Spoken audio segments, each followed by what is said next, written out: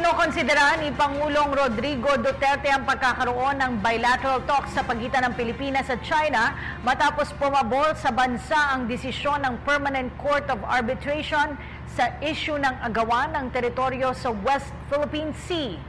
Ang detalye sa ulat ni Eunice Monte.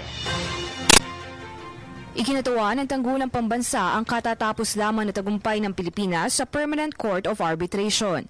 Sa katunayan, sa kanyang pahayag ay umaasa si National Defense Secretary Delfin Lorenzana na tutugon din dito ang China sa ilalim ng United Nations Conference on Law of the Sea o UNCLOS. Aniya, sa ngayon ipinag-aaralan pa raw nila ang rulings dahil ang decision of tribunal ay mahigit 500 pahina na masusi nilang hihimay-himayin kasama si Pangulong Rodrigo Duterte. Ito ay para malaman kung ano nga ba ang susunod nating aksyon sa West Philippine Sea. Dagdag pa niya, marami nga raw tayong dapat ikonsidera kagaya ng pagsangguni sa ASEAN community at mga bansang sumusuporta sa atin. Batay kasi sa ruling ng Permanent Court of Arbitration na nakabase sa Netherlands, walang basehan ng Beijing sa pag-angkin ng teritoryo gamit ang tinatawag nilang historical rights na 9-dash line. Ayon naman sa hepe ng Public Affairs Office ng AFP, susundin nila ang anumang utos ng kanilang Commander-in-Chief tungkol dito. Ngunit sa ngayon ay wala pa namang pagbabago sa kanilang mga hakbang sa ating seguridad.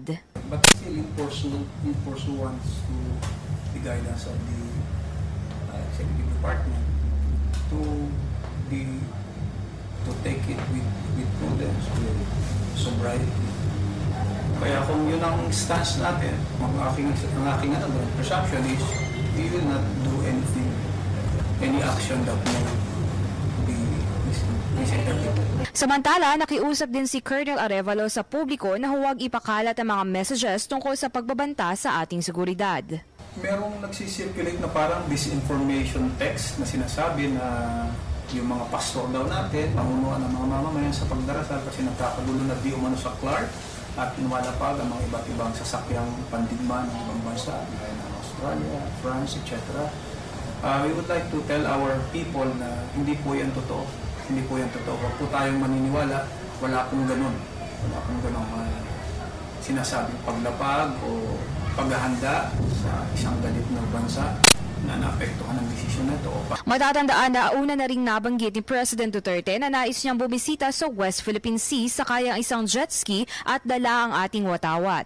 Nang itanong naman ito, ayon kay DND Secretary ay wala pa namang desisyon tungkol sa pagbisita nila rito. Nakafocus sila ngayon sa pag-aaral ng rulings. Ang tagumpay na ito ay hindi lamang para sa iilan kundi para sa buong Pilipinas. Para sa PTV News, Eunice Monte. Hi, ako po si Aljo Bendijo. Subscribe na sa PTV YouTube channel.